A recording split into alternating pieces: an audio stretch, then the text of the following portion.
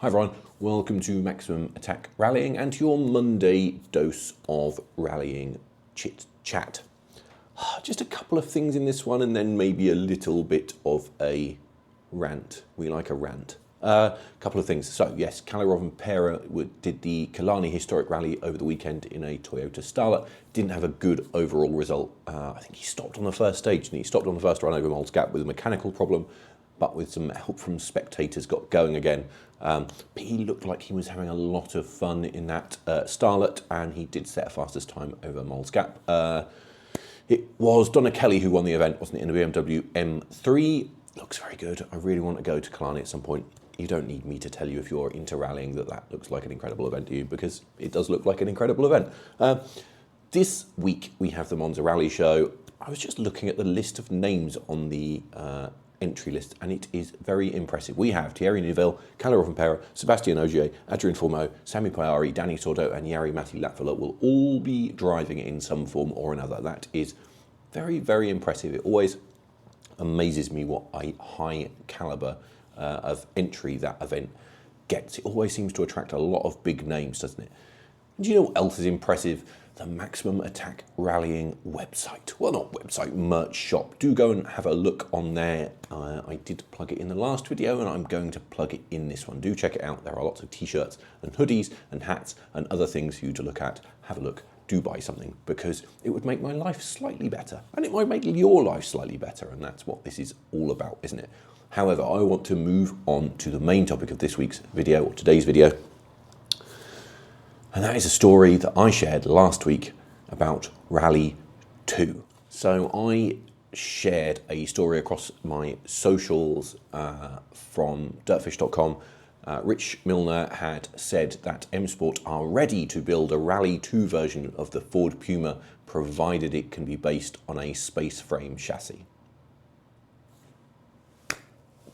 No, just no, please no. I like Rich Millener. I've met Rich a couple of times. He's a lovely man. But I could not disagree with him more about this. I just could not disagree with him more. I made a video about this a couple of months ago. This is such a terrible idea. It's been doing the rounds. It's been mooted by the FIA. What are we doing? What are we doing? Why? Why are we even thinking about doing this? I don't know where to begin.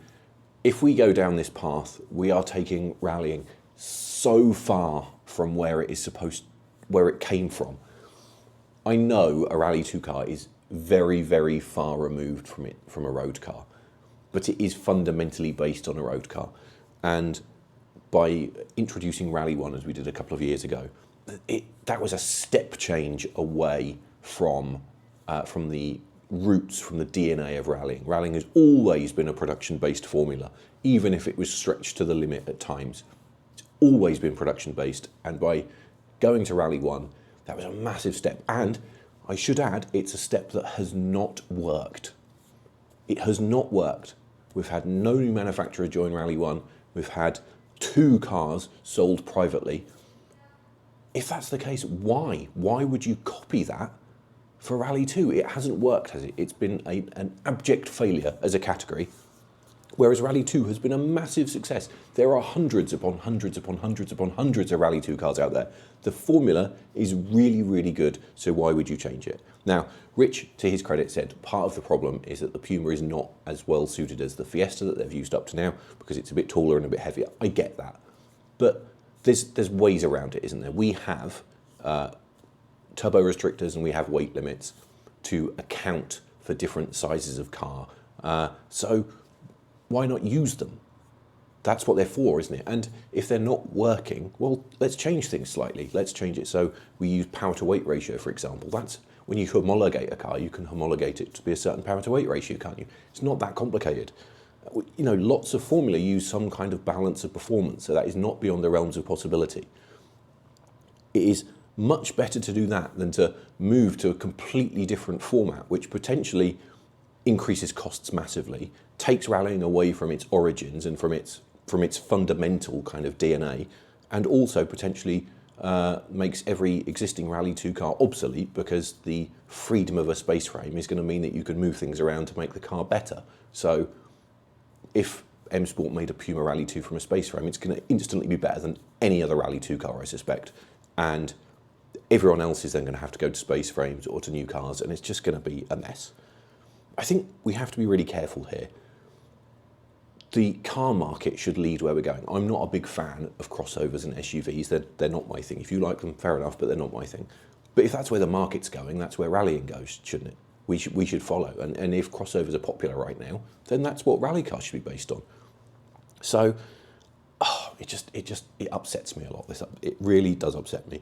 And you just touch it, going back to that point. If we look beyond Europe, because the cars that we base rally cars on is very, very Eurocentric. People keep telling us that the B segment, the Fiesta and things are from, is dying. But it's not. If you look outside of Europe, there are loads and loads of B segment cars on sale. Most of them happen to be small saloons, sedans if you're American, rather than hatchbacks. But there is loads of choice. We just maybe need to broaden our horizons a little bit. And if we are going to go down the crossover route, let's not forget that ProDrive made a BMW Mini Countryman rally car more than 10 years ago. And while we never got to see the full potential of that car because of the financial fallout between ProDrive and BMW, it did put in some good early results. It scored a podium in Monte Carlo in its second year, which was supposed to be like the full season. They were going to do the full year, but then the budget was cut and they could only do a part season. So if that car could finish second in Monte Carlo on tarmac, that car had potential, didn't it? The fact that it was slightly taller than a Fiesta clearly wasn't holding it back that much, was it? We're not talking in Rally 2 in particular, we're not talking about a category that has loads of aerodynamics, so the bigger frontal area of the car isn't going to be such a hindrance as it might be with a Rally 1 car or a 2017 type WRC car. So I think we have to be very, very careful of saying that those cars aren't suitable.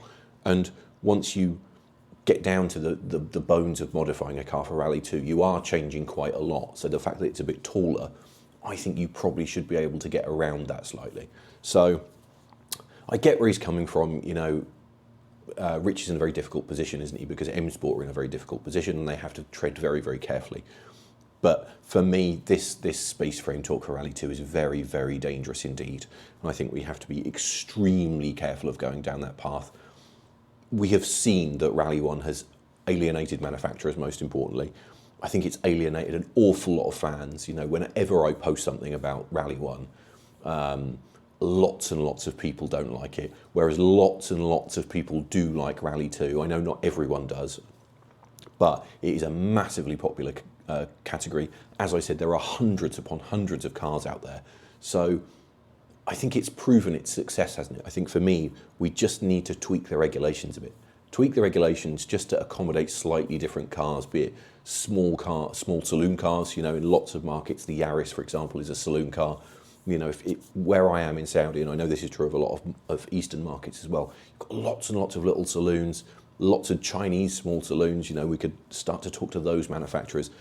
And then you've got these balance of performance factors that I talked about earlier. Can we switch to power to weight ratio rather than a fixed turbo restrictor or a fixed weight limit? Is there other ways that we can just tweak the regulations a little bit to make it a bit easier? Add a bit of weight to the hatchback-based cars, or restrict the aero on them compared to the SUV crossover type cars. There's lots and lots of things we can do without going to another stupid freaking space frame. That is for sure. Anyway, I'm going to stop because I've been ranting for more than 5 minutes about this, and that isn't what I want to do. It's the start of a new week. We should be positive, shouldn't we? So I'm going to stop there. Do let me know your thoughts in the comments below. I'm interested to know how you feel about what Rich said and whether you feel like space frames are a way to go in Rally 2 or whether we should avoid them like the plague.